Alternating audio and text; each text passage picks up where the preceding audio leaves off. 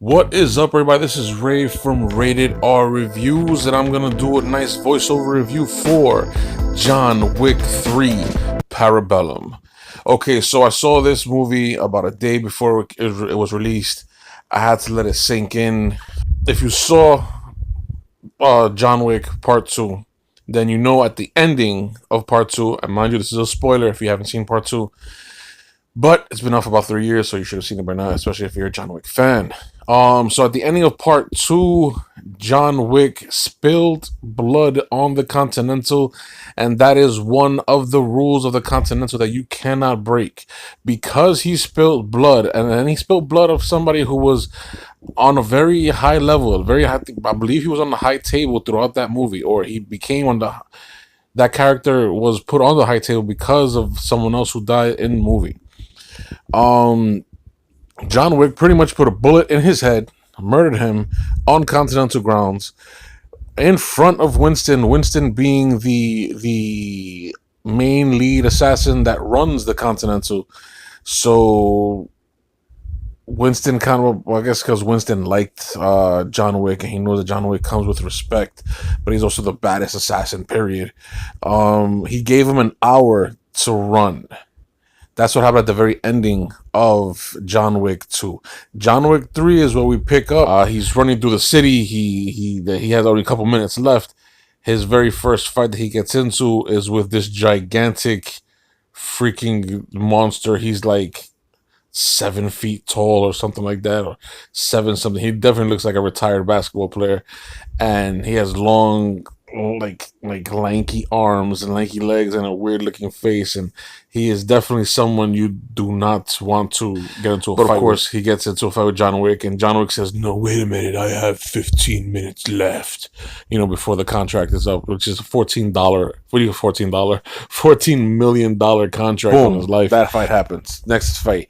John Wick is running from this group of Chinese assassins, and is running, and all of a sudden they get into this whole blowout knife fight, which lasts, I feel it lasts about 7 minutes, maybe 7 to 10 minutes. And let me tell you, it's 7 or 10 minutes of straight up knife fight, axe wielding, axe throwing, knife throwing, kicking, punching action that was intense and extremely fun to watch. Like, oh my god, it was so, and funny.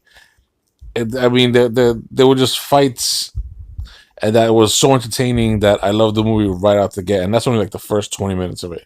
Okay, so after the first 25 minutes of action packed and kind of comedic and little bits, pieces here in story, because the story is not so important in this movie. All you have to know really is that John Wick is running for his life away from a city full of assassins. And he's running, that are after fight. Now, not everybody. The funny thing is that when he fights some of these assassins, they have these words with him, and like this banter with him, and they have this respect for him. Like, oh wow, you're the John Wick. You're John Wick. I have such a high respect level for you.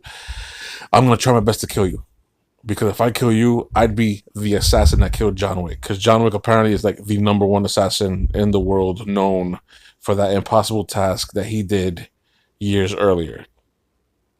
So, which I really want to see a movie on. I know there's a comic about it, but I want to see a movie about it. I don't want to read the comic because I just want to see the movie. Anyway, so he has this respect level with these other assassins, and they constantly fighting him and whatever. And then there's a fight where he's fighting 2 assassins at once, and they have again this high level of respect for him.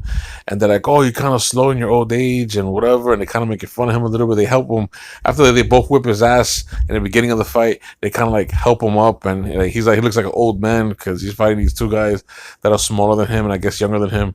They don't really look younger than him, but they fight better than him.